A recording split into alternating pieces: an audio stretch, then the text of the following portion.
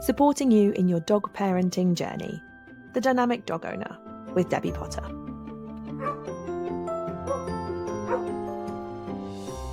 Hello and welcome to this week's episode of The Dynamic Dog Owner, the podcast designed to support you, the dog parent, in your dog parenting journey. Because I think we all know that being a dog parent is much harder sometimes than we expected.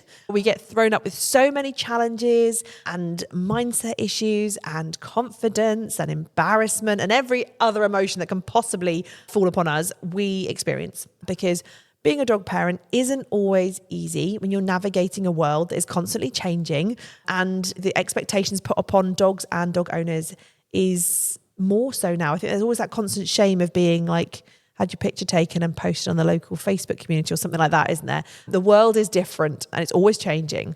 So today I thought what we would talk about is something that a client mentioned to me, and it just helped me put a word to it. You know, sometimes that you're talking about something and you just go, I need a word for it. And I don't know where they heard it, whether they saw it on social media or whether it was something they mentioned themselves, but they called it the silent farter effect. And I thought, yes, I like it, because I live it quite a lot with one of my middle dogs. Now, basically, the thing is that you don't see what happens, but you see the effect, or you smell the effect of it. And there's often sometimes a lot of stuff that's going on behind the scenes that we don't know about that then comes out. And the situation is perceived to look one way, but there's an awful lot of history gone on that other people won't see and judge on the situation. Then you feel bad about it. And I experienced this with Rem, my middle dog. So Rem is a complex character. I know I've mentioned it before. He's a very emotional boy, and he isn't reactive in the traditional sense in terms of that he barks and lunges when he sees other dogs, but he is reactive in that he finds meeting and greeting other dogs a little bit wary, a little bit scary, and he lays down. And he's very intense in the approach, going, how's this going to pan out? And, you know, I'll be a bit cautious because I'm not sure what's going to happen. And then he's like, oh, okay, all done, fine. Now, he, until very recently, had never barked at another dog. He just would lay down, and that's quite okay. It's socially acceptable. No one seems to mind him doing that. So it's okay. Until recently, and recently there's now 3 dogs on the estate that I live on where he will react. Maybe that's because he's getting older. He's officially like an adult dog now. He's nearly 6. Maybe he's just a bit more assured of himself. I don't know. But there is a correlation between these 4 dogs. And the correlation is that 2 of them have always started on him and had a pop at him from across the street first. Never met them face to face, never had an encounter with them, but whenever he's seen them in the past, they've shouted at him. So one of them is a shepherd, one of them is a flat retriever, and both of the dogs will bark at him when they see him. And they have done well for probably, at least 18 months. And Rem's always just gone, oh, they're barking at me. And obviously we've done what we do to regain focus and we've moved on. He's never barked back, or he hadn't ever barked back. And he's never shown too much of a concern about it, other than just freezing and going, oh, I don't like this. How do I get out of it? I've helped him, or they've walked on, and off we go. The one thing that is consistent, though, is that these 2 dogs don't appear, and obviously I don't know because I don't know them. I've never spoken to the people. They don't appear to do much to intervene and help diffuse the situation. And obviously I'm very conscious that Rem's stare is intense, so I try and avoid him doing it. And obviously we don't walk towards people because I know that he doesn't like it. And when he starts staring, I will get his free focus, because obviously, I don't know how much you guys know about dogs in terms of body language, but staring at another dog is quite intimidating and it's quite intense. And it often is what dogs find the hardest, when another dog stares at them and they stare at it and it's like, oh, who's going to look away first? That is quite an intense situation. So I'm very conscious that Rem does have an intense stare. So I'm conscious of always asking him to break that, because it's not fair for the others. But these two dogs are allowed to stare at him. So one of them will bark, or used to bark and react. So every time we saw it on the street, it would have a little rah, rah, rah, rah, rah. I don't know what they've done. I don't know what training they've done. I know nothing about them. But I did notice, obviously, that anytime the dog started reacting, they'd say no. Now, over time, obviously, Rem ignored it. He'd stare. I'd encourage him away. The other dog would bark. Over time, the other dog's reaction has got better. So it doesn't bark at Rem now when he sees him. But obviously, Rem's then going, well, you always used to bark at me. Why aren't you? And it almost gets his back up and he's like, this is weird. But the dog will continuously stare at him as he's walking on the other side of the road. He won't bark, so the owners aren't telling him not to do it, but he'll walk along just like giving him a real good stare across the other side of the road, which Rem finds really uncomfortable, because he doesn't like head-on. He doesn't like head-on, looking eye contact interactions from a distance as someone's walking towards him. Completely fair, that's dog. So what Rem started to do was feel uncomfortable and actually go, well, if you're not going to shout at me, I'm going to shout at you. So now, whenever we see this dog, Rem will get upset about it and will react if I don't intervene first, because he's preempting that the other dog's going to have a go at him. And he's like, well, I'll get in there first. Which you can understand the logic. You can see why he'd think that. You're going to shout at me, but you're not. You're going to. I'll do it first. Now, I know the history of this situation, and I fully understand why Rem feels uncomfortable. And I fully understand that, yes, of course you're going to feel like that. And I get why you want to react. That's fine. We'll work on improving it. And 99% of the time, we can deal with it now. I think I mentioned in the podcast about Rem's reactivity that we came head on about 4 meters away from this particular dog on our walk, and the training methods that we've been putting into place worked. Refocus, walk past it. He had a lovely time. He's all good. But if they spring out from behind us and I'm not prepared to help him, then obviously he still reacts and he still feels uncomfortable about it, which is fine. You know, dogs have emotions. Dogs are allowed to express emotions. I'm not saying it's wrong for him to do this. It's fine for Rem to do this. You know, it's absolutely okay. You've got a big emotion. We need to work through your emotion. I don't want to stop you from doing it. I want to build your confidence so that you don't feel you need to. But the problem comes, and it kind of links back to a previous episode that we did a few weeks ago about guilt, and ones before that we've done about judgment.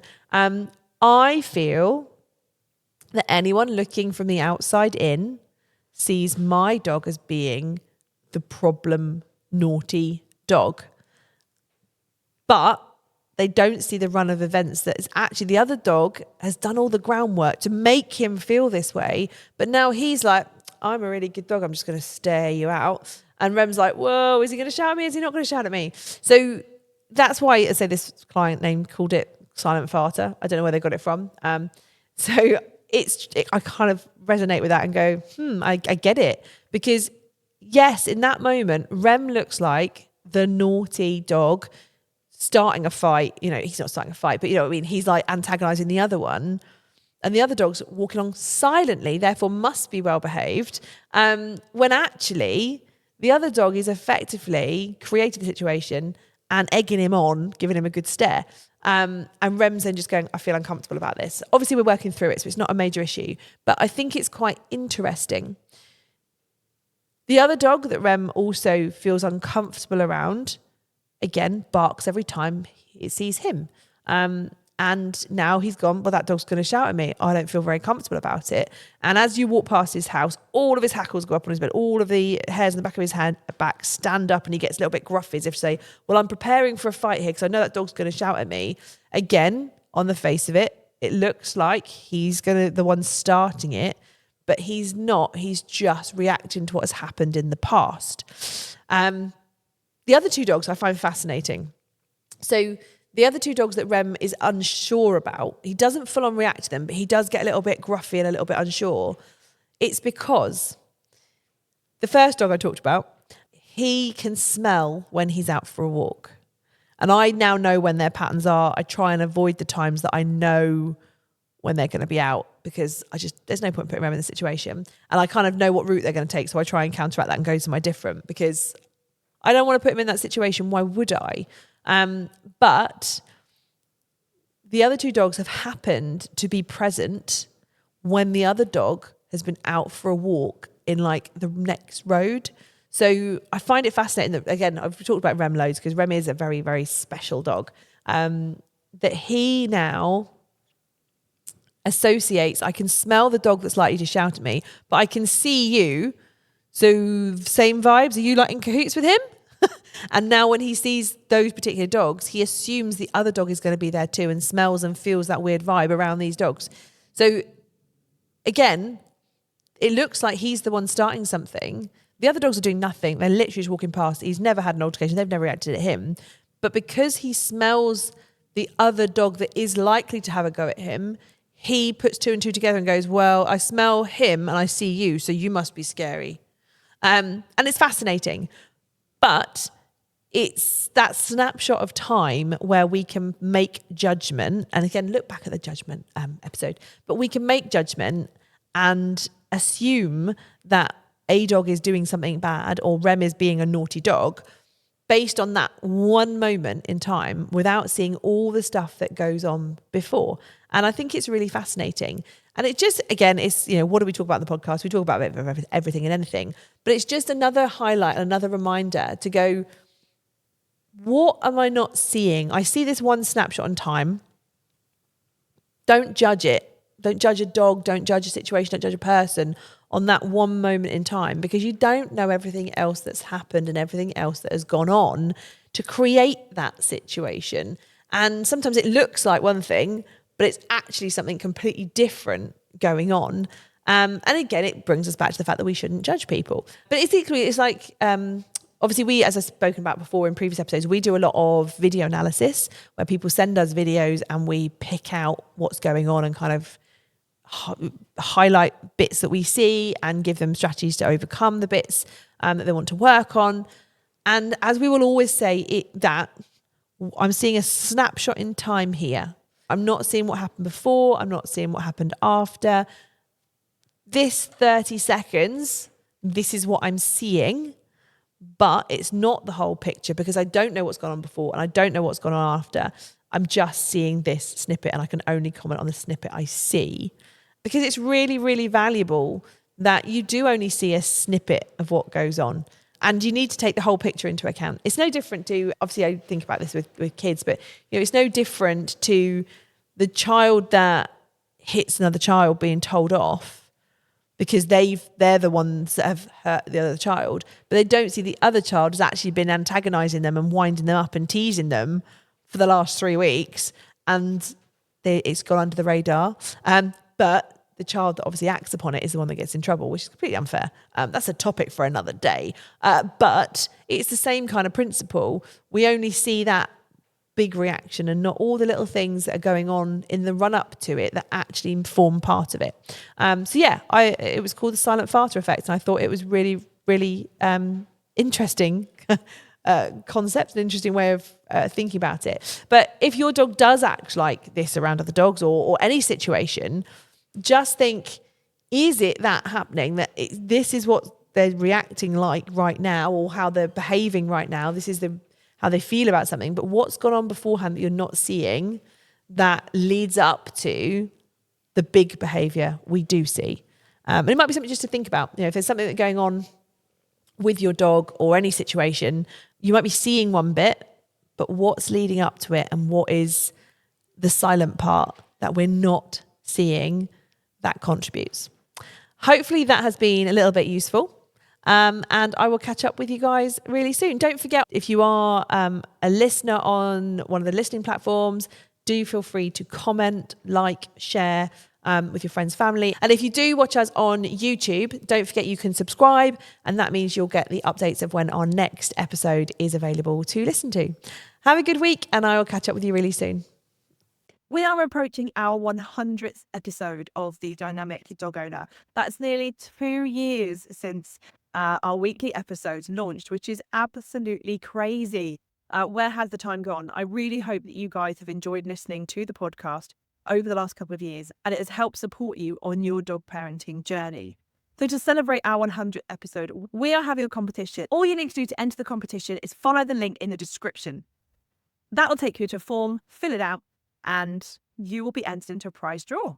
The top prize is going to be an hour's virtual one-to-one coaching session with myself, and there will be 10 runner-up prizes. That will give you 1 month's access to our brand new Paw Academy online training hub full of videos. So if you would like to enter this competition, fill that form in, and I hope you guys are one of the lucky winners.